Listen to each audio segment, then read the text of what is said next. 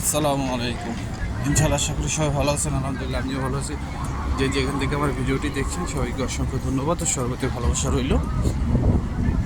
তো আপনাদের সাথে একটা বিষয় শেয়ার করার জন্য আসলাম।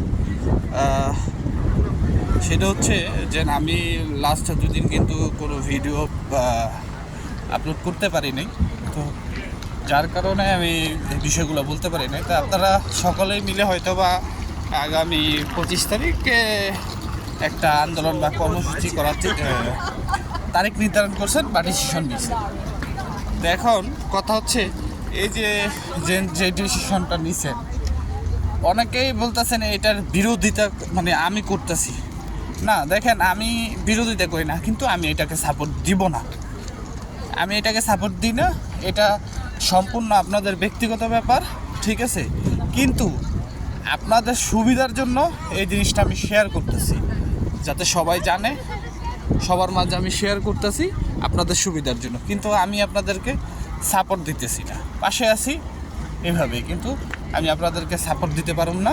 এটা হচ্ছে মানে আমার কথা। কেননা আপনার এখন পরপর অনেকবারই মনে করেন এই বিষয়টা নিয়ে অনেক বড় একটা ইস্যু হয়েছে। এখন আমার মনে হয় যে এই যে 25 তারিখের যে এটা হইলে হয়তো বা কোনো ধরনের একটা সমস্যার সম্মুখীন আমাদের হতে পারে। তো এই জন্য আমি এই জিনিসটার সাপোর্ট দিচ্ছি না। আশা করি আপনারা বুঝতে পারছেন। দ্বিতীয় যে বিষয়টা, অনেকেরই এখন নতুন ধরনের মেসেজ আসতেছে, যেটা আমি বলছি আপনাদের আগেই, যে আপনার যে ফাইলটা জমা দিচ্ছেন সেই ফাইলটার ডিসিশন নেওয়া হয়ে গেছে, পরবর্তী মেসেজে আপনাকে জানিয়ে দেওয়া হবে, ঠিক আছে? তো এই মেসেজটা আসার পরে আপনারা অনেকেই মানে বিভ্রান্ত হচ্ছেন যে এটা কী হবে না হবে বা এরকম কিছু। তো অবশ্যই তাদের উদ্দেশ্যে কথাটা বলি যে এটা সম্পূর্ণ আপনি পাসপোর্ট হাতে। তো যেটা বলতেছিলাম যে আপনারা যে পর্যন্ত পাসপোর্টটা হাতে না পাবেন রিসিভ করার পরে, ততক্ষণ পর্যন্ত আপনারা এটা নিয়ে শিওর হতে পারবেন না যে আপনারা কি ভিসা পাবেন নাকি আপনাদের রিজেক্ট হচ্ছে। তো এটা নিয়ে ভয় পাওয়ার কোনো কারণ নাই।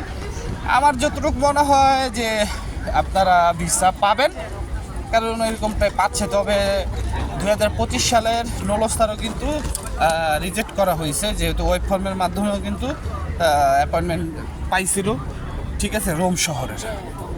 আর সর্বশেষ যে বিষয়টা আমি একটু আপনাদের সাথে কথা বলতে চাই সেটা হচ্ছে যে আপনার আমরা দেখতেছি যে ফ্লুসি আরও একটা ফ্লুসি দেওয়ার চিন্তাভাবনা মানে সরকারে করতেছে, ঠিক আছে?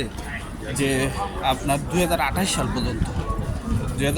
পর্যন্ত সরকারে একটা ফ্লুসি আবার দেওয়ার চেষ্টা করতেছে। তবে সেখানে ক্লিক এবং সব কিছুই ভিন্ন থাকবে। তো এটা এখন তোরই 100% শিওর না, এরকম একটা পরিকল্পনা বা তারা এই বিষয়ে ভাবছে। এখন এটা দেখার বিষয় যে সামনে এটা কিভাবে প্রতিফলন হয়। আর আরেকটা বিষয় হচ্ছে, যারা 23-24 বা পিছনে যত ফ্লুসি আছে, ওই ফ্লুসিতে আপনারা আবেদন করছিলেন ইতালির ভিসার জন্য, ঠিক আছে, বা নুলস্তার জন্য, তাদের নুলস্তা ওঠে নাই বা নুলস্তা হওয়ার পরে ভিএফএসে জমা দেওয়ার পরে রিজেক্ট হয়েছে, তারাও চাইলে প্রত্যেকটা ফ্লুসিতে আপনারা আবেদন করতে পারবেন। এতে আপনাদের কোনো ধরনের সমস্যা হবে না। যদি আপনাদের কেউ বলে আপনারা আবেদন করতে পারবেন না, এইসব হচ্ছে একদমই ভ্রান্ত ধারণা। আসলে তারা কিছুই জানে না। আশা করি বুঝতে পারছেন। তো সবাই আমার জন্য দোয়া করবেন। সবাই ভালো থাকবেন, সুস্থ থাকবেন। আসসালামু আলাইকুম।